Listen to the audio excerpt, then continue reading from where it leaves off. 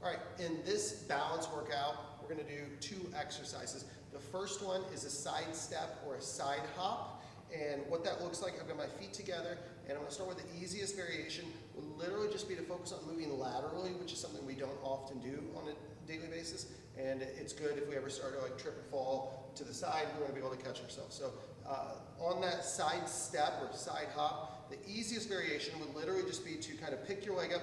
Think as if you're almost like stepping over a box or stepping over an object on the ground. I'm just going to kind of step over and then bring my feet together. And I'm just really focused on stepping up and over an imaginary object back and forth.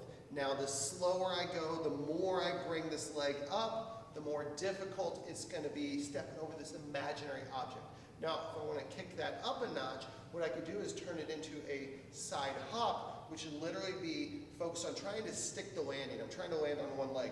And again, it could be as simple as just hopping to the side, stick the landing.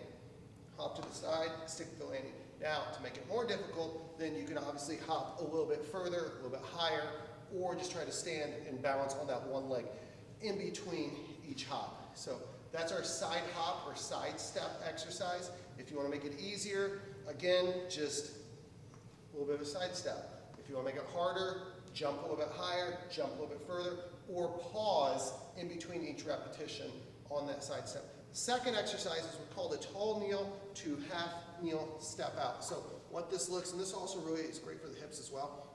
But I've got my knees, hips, shoulders in a nice straight line right here. And so I'm down on 2 knees. You know, I'd recommend putting a pillow or a blanket or a towel under if you're on like a hard surface, you know, be a little more comfortable. But I'm going to try to keep my hips forward, and then I'm going to bring this leg out to the side, slow and steady, trying to not put my foot on the ground as I step around.